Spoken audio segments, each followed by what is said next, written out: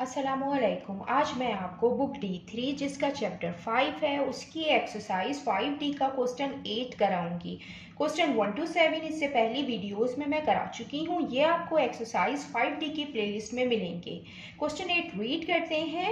ABCD is a rectangle. Question में हमें एक रेक्टेंगल गिवन है ABCD।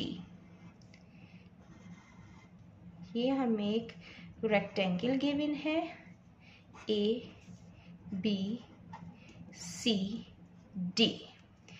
ये AC लाइन है और ये इसका मिड पॉइंट है। हम ये सपोज कर लेते हैं कि AC जो लाइन है इसका मिड पॉइंट है H और K। इसका पार्ट A है, how will be the mid point of AC change when the rectangle is moved 4 units in the positive direction of the X axis. जब rectangle को move कराया जाए 4 units X axis की positive direction के अंदर, इस तरीके से जब रेक्टेंगल को मूव कराया जाए X एक्सिस की पॉजिटिव डायरेक्शन के अंदर,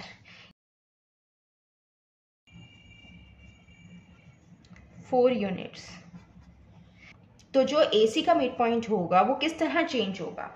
हम इसको इस तरीके से करेंगे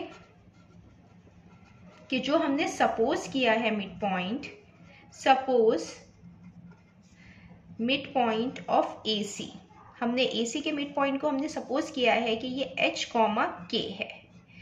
When the rectangle is moved 4 units in positive direction of X axis, तो जो मिड पॉइंट होगा AC का वो ये होगा, क्योंकि X एक्सिस की पॉजिटिव डायरेक्शन के अंदर मूव करा रहे हैं तो जो इसका X कोऑर्डिनेट है वो ही चेंज होगा, तो X + 4 हो जाएगा।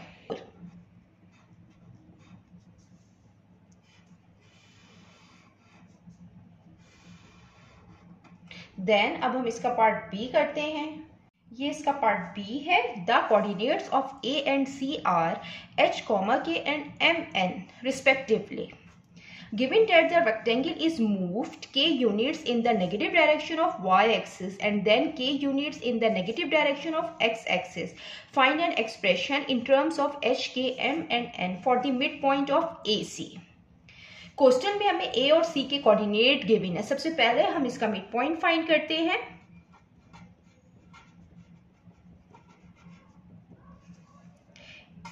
A कोऑर्डिनेट गिवन है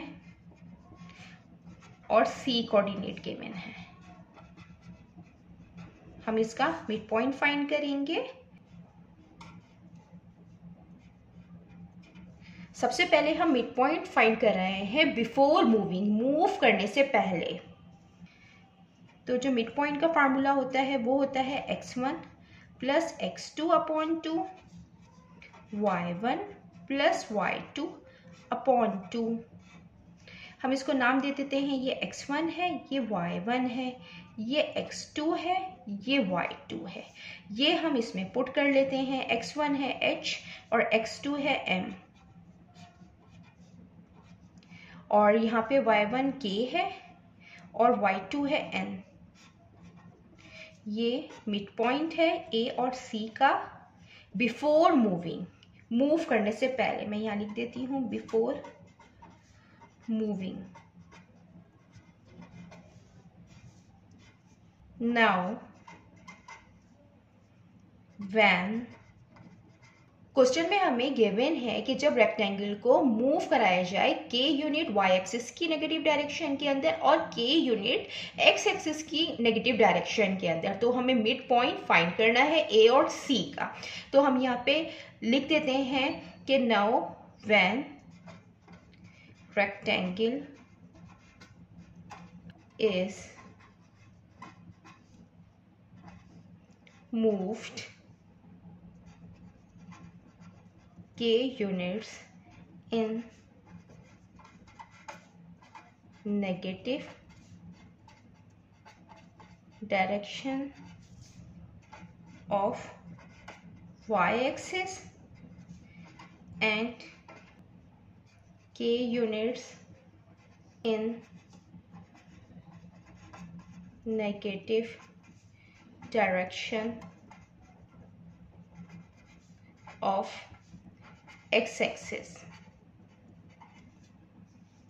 तो जो मिड पॉइंट होगा ए और सी का, जब रेक्टेंगल को मूव कराया जाएगा के यूनिट्स वाई एक्सिस की नेगेटिव डायरेक्शन के अंदर और के यूनिट्स एक्स एक्सिस की नेगेटिव डायरेक्शन के अंदर, तो नेगेटिव डायरेक्शन के अंदर होगा तो हम ये एक्स कोऑर्डिनेट है, इसके अंदर हम माइनस कर देंगे के, क्योंकि नेगेटिव डायरेक्शन के अंदर मूव कराया जा रहा है।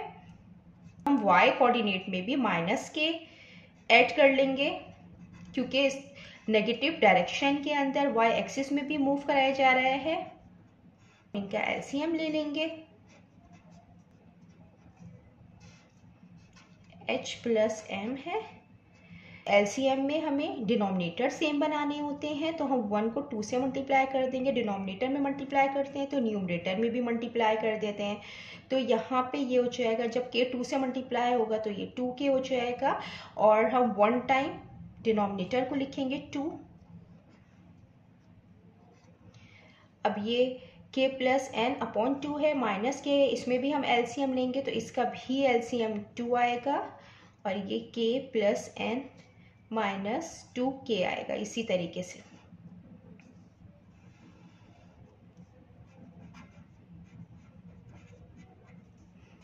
ये एज इट इज लिख लेंगे, h plus M minus 2k। यहाँ पे k और ये 2k है, ये लाइक्स टर्म है, तो ये प्लस माइनस हो सकती हैं, तो 2k माइनस के 1k आएगा। तो यहाँ पे आएगा n माइनस के, साइन बड़े का आएगा 2 का। ये आफ्टर मूविंग मिड पॉइंट है जो हमने फाइंड किया है। जितना मैंने एक्सप्लेन किया है, अगर इसमें कोई भी क्वेरी है तो आप कमेंट्स में पूछ सकते हैं। अल्लाह हाफिज।